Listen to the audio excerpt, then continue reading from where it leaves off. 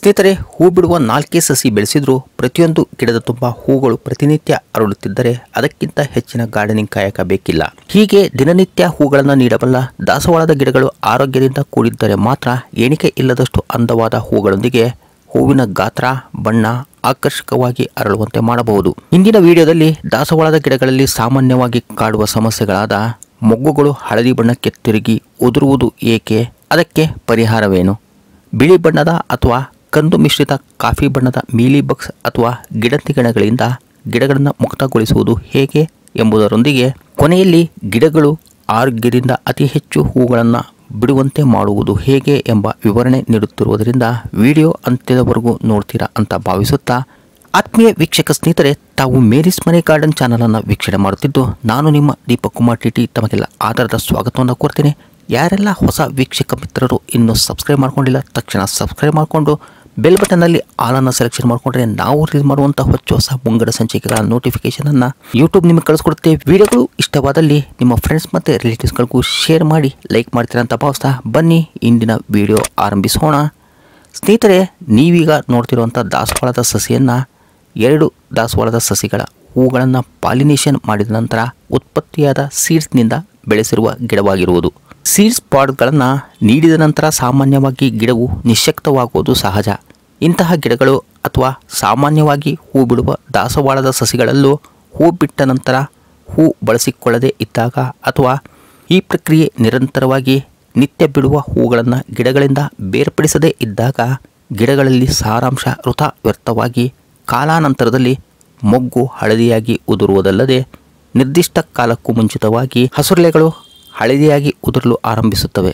ಗಿಡಗಳಲ್ಲಿ ಈ ನ್ಯೂನತೆಯನ್ನು ಸರಿಪಡಿಸಲು ತಕ್ಷಣ ಮೊಟ್ಟೆ ಸಿಪ್ಪೆಯನ್ನು ಪುಡಿ ಮಾಡಿಕೊಂಡು 1 ಗಿಡಕ್ಕೆ 1 ಚಮಚದಷ್ಟು ಸಾಕಾಗಬಹುದಾದ್ದರಿಂದ ಇದರೊಂದಿಗೆ 1 ಚಮಚದಷ್ಟು ಹಸುವಿನ ಗೊಬ್ಬರ ವರ್ಮಿ ಕಾಂಪೋಸ್ಟ್ ನೀಡಿದರೆ ಅರ್ಧ ಚಮಚದಷ್ಟು ಎಪ್ಸಮ್ ಸಾಲ್ಟ್ ಬೆರೆಸಿ ಮಿಶ್ರಣ ಸಿದ್ಧಪಡಿಸಿಕೊಂಡು ಪಾಟಿನಲ್ಲಿರುವ ಗಿಡದ ಬುಡಭಾಗದ ಮಣ್ಣನ್ನು ಕೆದಕಿ ನಂತರ ಮಿಶ್ರಣದ ಹಾಸನ್ನು ಹರಡಿ 2 ml ನೀರನ್ನು ಸಂಜೆ 5 ಗಂಟೆ ನಂತರ ನೀಡಿದರೆ ಮುಂಬರುವ ದಿನಗಳಲ್ಲಿ ಮೊಗ್ಗು ಅರಳದೆ ಉದುರುವ ಸಮಸ್ಯೆಯಿಂದ ಮುಕ್ತಿ ಹೊಂದಬಹುದಲ್ಲದೆ ಗಿಡಗಳು ಹಸುರೆಲೆಗಳಿಂದ ಆರೋಗ್ಯವಾಗಿ ಕೂಡಿರುವಂತೆ ಉತ್ತೇಜನ ನೀಡಬಹುದು.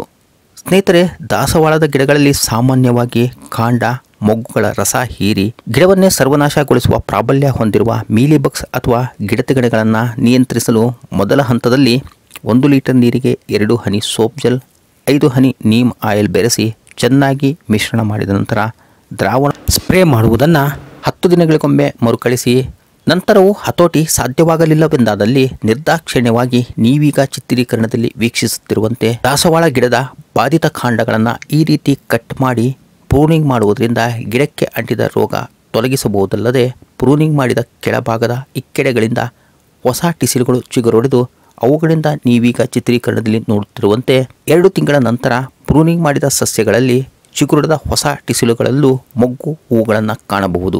ಸ್ನೇಹಿತರೆ, ಗಿಡಗಳು ಸದಾ ಆರೋಗ್ಯದ ಬೆಳವಣಿಗೆ ಕಂಡು ಅತಿ ಹೆಚ್ಚು ಹೂಗಳನ್ನು ನೀಡುತ್ತಿರಬೇಕೆಂದರೆ ಈಗ ತಿಳಿಸಲಿರುವ ಸಿಂಪಲ್ ಕ್ರಮಗಳನ್ನು ಕೈಗೊಳ್ಳಬಹುದು. ಮಳೆಗಾಲದ ಆಗಮನವಾಗಿದ್ದು ಮರ ಗಿಡಗಳಿಗೆ ಅವಶ್ಯಕವಾದ ಖನಿಜ ಲವಣಗಳ ಹೇರಳ ಖಜಾನೆಯಾಗಿರುವ ಮಳೆ ಹನಿಗಳು ನಿಮ್ಮ ಮನೆಯ ಗಿಡದ ಪಾಟ್ಗಳ ಮೇಲೆ ಬೀಳುವಂತೆ ಇಡುವುದರಿಂದ 2 ತಿಂಗಳಲ್ಲಿ ಬೆಳವಣಿಗೆ ಕಾಣುವಂಥ ಗಿಡಗಳು ಕೇವಲ 15 ದಿನಗಳಲ್ಲಿ ಹಸುರೆಲೆ ಮೊಗ್ಗು ಹೂಗಳಿಂದ ಕಂಗೊಳಿಸುತ್ತವೆ. ಸ್ನೇಹಿತರೆ, ಮಳೆಗಾಲದ ಆರಂಭದಲ್ಲಿ ಅಂದರೆ 1-2 ಹದ ಮಳೆಯ ನೀರಿನಲ್ಲಿ ಮಿಂದ ಪಾಟಿನ ಗಿಡಗಳಿಗೆ ಪ್ರೂನಿಂಗ್ ರಿಪಾಟಿಂಗ್ ಮಾಡುವುದರಿಂದ ಗಿಡಗಳು ಹಾಗೂ ಅವುಗಳ ಬೇರುಗಳು ಮರು ನವಚೈತನ್ಯ ಹೊಂದುವಂತೆ ಮಾಡಬಹುದಲ್ಲದೆ ಅತ್ಯಧಿಕವಾಗಿ ಬೆಳವಣಿಗೆ ಹೊಂದಿರುವ ಹಾಗೂ ರೋಗಪೀಡಿತ ಬೇರುಗಳ ಪ್ರೂನಿಂಗ್ ಮಾಡುವುದರಿಂದ ಗಿಡಗಳು ಹೊಸ ಹುರುಪಿನ ಬೆಳವಣಿಗೆ ಕಾಣಲು ಆರಂಭಿಸುತ್ತವೆ. ಈ ವಿಚಾರಗಳ ವಿವರಣೆ ಹೊತ್ತ ವಿಡಿಯೋಗಳು ಈಗಾಗಲೇ ನಮ್ಮ ಚಾನಲಿನ ಪ್ಲೇಲಿಸ್ಟ್ನಲ್ಲಿ ಲಭ್ಯವಿದ್ದು ಆಸಕ್ತ ವೀಕ್ಷಕ ಸ್ನೇಹಿತ ಮಿತ್ರರು ಇದರ ಸದುಪಯೋಗಪಡಿಸಿಕೊಳ್ಳಬಹುದು. ಸ್ನೇಹಿತರೆ, ಮಳೆಗಾಲದಲ್ಲಿ ಗಿಡಗಳಿಗೆ ದ್ರವ ಗೊಬ್ಬರಗಳ ಪೂರೈಕೆಯನ್ನು ಸ್ಥಗಿತಗೊಳಿಸಿ ಮಳೆಗಾಲದ ಅಂತ್ಯದವರೆಗೂ ಪ್ರತಿ 15ರಿಂದ 20 ದಿನಗಳ ಅಂತರದಲ್ಲಿ 1 ಸ್ಪೂನ್ನಷ್ಟು ಘನಗೊಬ್ಬರದ ಮಿಶ್ರಣ ಅಂದರೆ ಸಮ ಪ್ರಮಾಣದಲ್ಲಿ ಬೆರೆಸಲಾದ ಹಸುವಿನ ಗೊಬ್ಬರ ಬಳಸಿದ ನಂತರ ಕಾಫಿಯ ಪುಡಿ, ವರ್ಮಿ ಕಾಂಪೋಸ್ಟ್, ಬೋನ್ ಮೀಲ್, ಬೇವಿನ ಹಿಂಡಿ ಪುಡಿ, ಮೊಟ್ಟೆ ಸಿಪ್ಪೆ ಪುಡಿ, ಎಪ್ಸಮ್ ಸಾಲ್ಟ್, ಬಾಳೆ ಸಿಪ್ಪೆ ಪುಡಿ, ಸಾಸಿವೆ ಹಿಂಡಿ ಪುಡಿಗಳನ್ನು ಬೆರೆಸಿಟ್ಟುಕೊಂಡು ತಿಳಿಸಿದ ಸಮಯಾವಕಾಶದಲ್ಲಿ ಗಿಡಗಳ ಬುಡಭಾಗದಲ್ಲಿರಬಹುದಾದಂಥ ಕಸ ಕಡ್ಡಿ ಎಲೆಗಳನ್ನು ತೆಗೆದುಹಾಕಿ ಇದರಿಂದ ಬಸವನ ಹುಳು, ಶಂಕದ ಹುಳುಗಳ ಬಾಧೆಯಿಂದ ಗಿಡಗಳನ್ನು ರಕ್ಷಿಸಬಹುದು.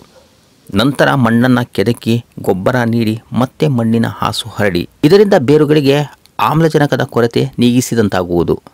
ಸ್ನೇಹಿತರೆ, ಮಳೆಗಾಲದಲ್ಲಿ ಅತಿ ಹೆಚ್ಚು ಮಳೆ ಬೀಳುವುದರಿಂದ ಪಾಟಿನ ಡ್ರೈನ್ ಹೋಲ್ಗಳನ್ನು ಪರೀಕ್ಷಿಸಿ ನೀರು ಹೊರಹೋಗುವ ಸರಿಯಾದ ವ್ಯವಸ್ಥೆ ಏರ್ಪಡಿಸಿ.